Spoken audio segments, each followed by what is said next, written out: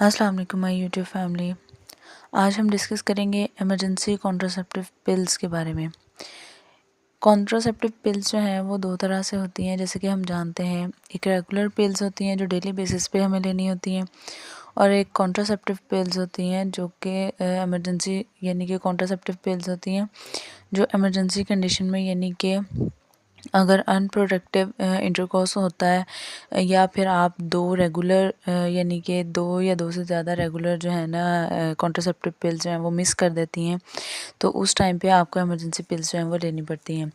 Emergency pills जो हैं वो बेसिकली आई पिल के नाम से, अनवांटेड 72 के नाम से, प्रिवेंटोल, नोविल पिल, इमरजेंसी कॉन्ट्रासेप्टिव ईसीपी, एमकिट, विक्टोरिया, morning after pill, plan B pill, इस तरह की बहुत सारी कंपनी डिफरेंट कंपनी नेम्स पे जो है ना ये अवेलेबल है मार्केट में।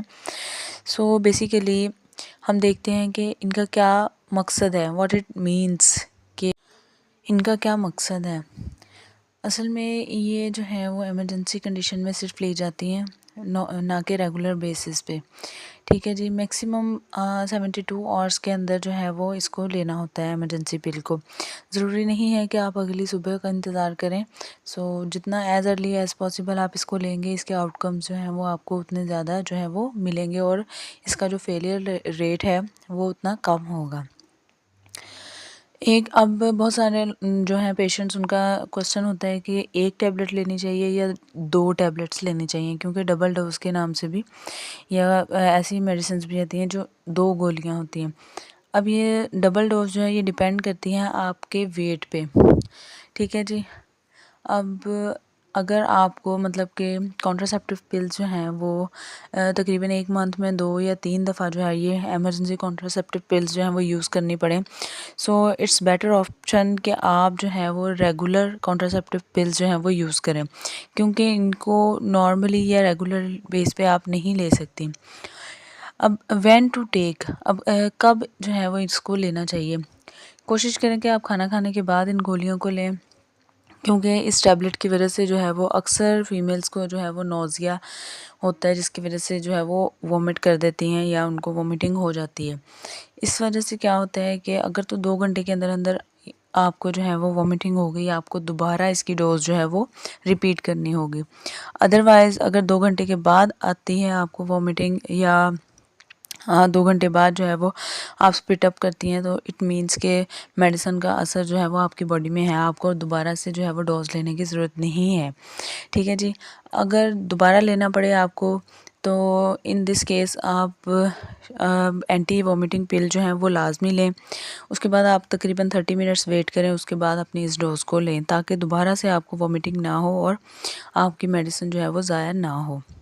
ठीक है जी। अब हम देख लेते हैं कि ये काम कैसे करती है, हाउ डज़ इट वर्क। इसमें एक हार्मोन होता है लेवोनोरजेस्ट्रिल।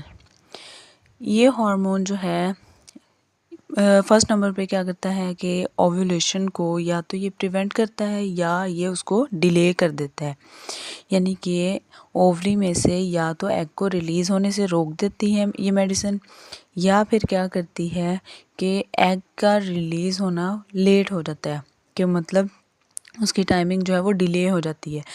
दूसरे नंबर पे ये इनकी वजह से क्या होता है, कॉन्ट्रासेप्टिव पिल्स की वजह से सर्वाइकल म्यूकस जो है वो बहुत ज़्यादा थिक हो जाता है, जिसकी वजह से स्पर्म्स जो हैं वो मूव नहीं कर पाते, एग की तरफ नहीं जा सकते, और फर्टिलाइजेशन नहीं होती। ठीक है जी, प्रिवेंट फर्टिलाइजेशन।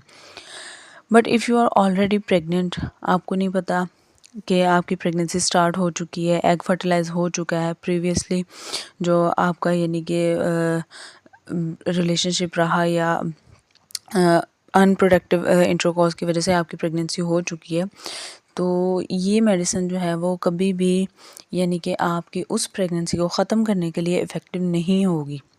ठीक है जी। ये प्रेगनेंसी होने को, फर्टिलाइजेशन होने को रोकती ज़रूर है, लेकिन जो प्रेगनेंसी ऑलरेडी हो चुकी है उसको ख़त्म करना, या एज आ अबॉर्शन बिल आप कहें कि ये मेडिसिन इसलिए नहीं काम करती। ठीक है जी। अब आप अगर मतलब कि इस मेडिसिन को लेने के बाद आपको बहुत ज़्यादा हैवी पीरियड्स होते हैं या आपके पीरियड्स फिर भी मिस हो गए हैं, 1 या 2 महीने जो है वो आपको पीरियड्स नहीं आए या आपको पेनफुल पीरियड्स आए हैं, तो इस कंडीशन में आपको लाज़मी जो है वो डॉक्टर को विज़िट करना है, ताकि डॉक्टर जो है वो प्रॉपरली एग्ज़ामिन कर सकें आपकी कंडीशन को और उसके अकॉर्डिंग जो है वो आपको ट्रीट कर सकें।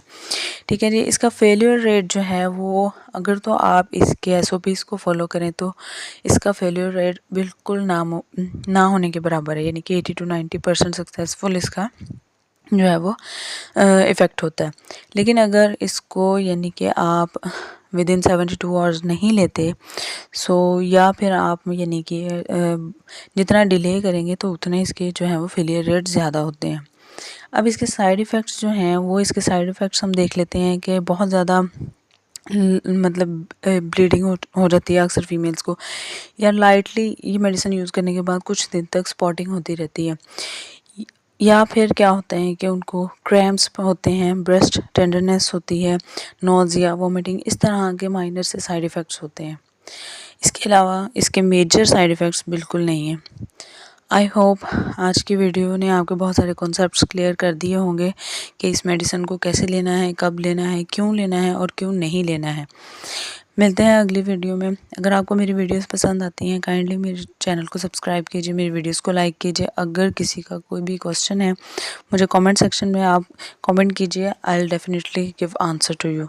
ओके, अल्लाह हाफ़िज़।